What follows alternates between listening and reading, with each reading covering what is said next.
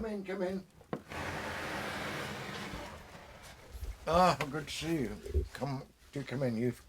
See, I'm back home. You last caught up with me in Belfast at the Gamble Library.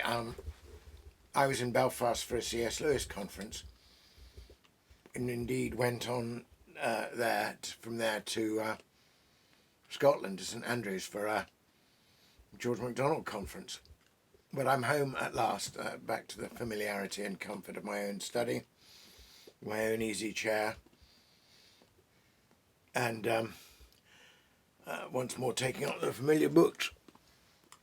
I've got some recent acquisitions which I must show you at some point, including a lovely set of 19th century volumes of the poets, which my wife gave me for my birthday, which was last week, or this week even. But I'm also, as you know, kind of dipping back into to the beautiful volumes of The Lord of the Rings. The red book. I love the fact that the cloth cover is red. And I like the paper covers too, but this is, I think, well, it's just a pleasure to handle. It's a pleasure to have in your lap. I like the size of it. And I think last time we dipped in to the Legendarium, we looked at that dramatic moment at the death of Theoden and the last stand, as it were, of Eowyn, and that Merry's being there, and the lovely words of Theoden to say, well, when you sit at peace with your pipe, remember me. So I thought it might be nice to stay with the way Tolkien handles these great, dramatic, kind of climactic moments when the action comes to a head and is in some sense resolved. And I think, just as we had the little conversation between Theoden and Merry about the pipe, Tolkien has a genius for moving from the grand and the sublime to the, if you like, intimate and particular and homely and as it were, low-key. And I think you get that in, I suppose, what one might think of the great climax of the whole work of The Lord of the Rings, which is the moments just after the destruction of the ring. And he switches back and forth between Frodo and Sam on Mount Doom and the captains of the West gathering and fighting against Mordor, and then the change coming with the destruction of the ring to both places. I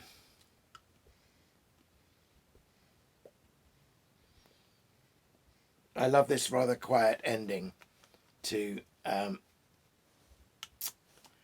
chapter Mount Doom. Well, this is the end, Sam Gamgee, said a voice by his side. And there was Frodo, pale and worn, and yet himself again.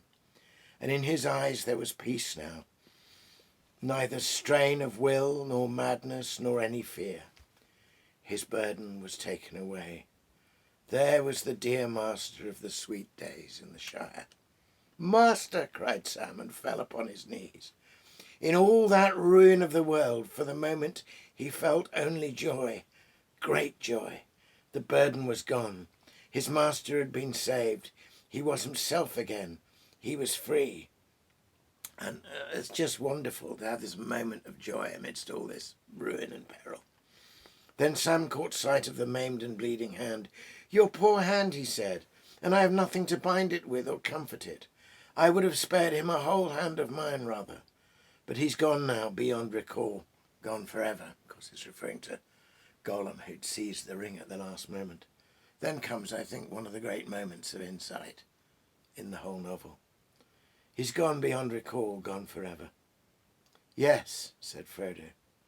But do you remember Gandalf's words? Even Gollum may have something yet to do. But for him, Sam, I would not have destroyed the ring.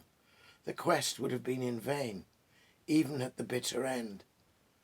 So let us forgive him, for the quest is achieved, and now all is over. I'm glad you are here with me, here at the end of all things. That's just wonderful. And then right in the core of it, right there, is this moment of humility and forgiveness, and this extraordinary providence that's at work, which had been intuited by Gandalf. So then, of course, it switches to the scene in the battle when suddenly everything stops and all the hosts of Mordor quail because the eye of Sauron has turned to the crack of doom. And then, of course, with the destruction of the ring, his power lapses and the battle is there for the winning for the captains of the West.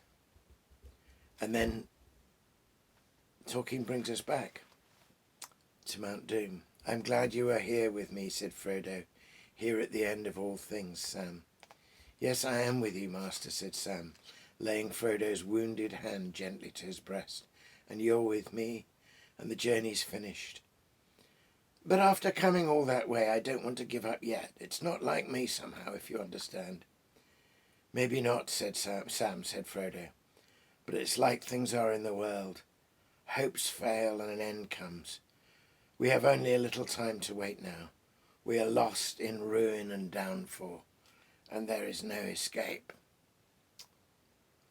Well, master, we could at least go further from this dangerous place here, from the crack of doom, if that's its name, now couldn't we? Come, Mr. Frodo, let's go down the path at any rate. Very well, Sam, if you wish to go, I'll come, said Frodo. This is brilliant. Despair and resignation sort of bumps up against a kind of homely practicality. You know, it's the Sam saying, well, we could go a little further, we could just do this. And I think this expresses, it expresses for me two potential voices in myself. The voice that says, oh, you know, such and such a situation is completely hopeless, nothing can be done. And the other voice that says, well, we might just do this little bit, we might just move this far, we might get that little bit done. And of course, it's Frodo giving it's Sam giving Frodo that last strength. They move, and then they're on like a little island of ash, and the lava is gradually mounting around them. They will soon be engulfed. A rain of hot ash was falling. They stood now, and Sam, holding his master's hand, caressed it. He sighed. What a tale we've been in, Mr. Frodo, haven't we? He said. I wish I could hear it told. Do you think they'll say, now comes the story of Nine-Fingered Frodo and the Ring of Doom? Then everyone will hush, like we did when in Rivendell they told us the tale of Baron One-Hand and the Great Jewel. I wish I could hear it. I wonder how it will go on after our part. We return to that fantastic idea of being in the tale, and the idea, therefore, that we might be in a tale. And, of course, I wonder how it goes after our part. Is Tolkien gesturing towards the reader, writing possibly during or just after the Second World War, which had, God knows, its terrible perils, and in some senses its rings of doom, that we too are part of this story. Middle-earth he imagines as an ancient time in our own world. So, yeah, he gestures towards us. And then, of course, comes the wonderful moment when the eagles descend, and later on, Sam gets his wish, and as they're brought forward onto the fields and go to meet Strider again, a bard steps forward and says, lo, I will tell the tale of Nine-Fingered Frodo and the Ring of Doom. And in a sense, we feel we are holding that bard's book in our hands. For his name, I think, was Tolkien. Anyway, thanks for calling around. Good to see you.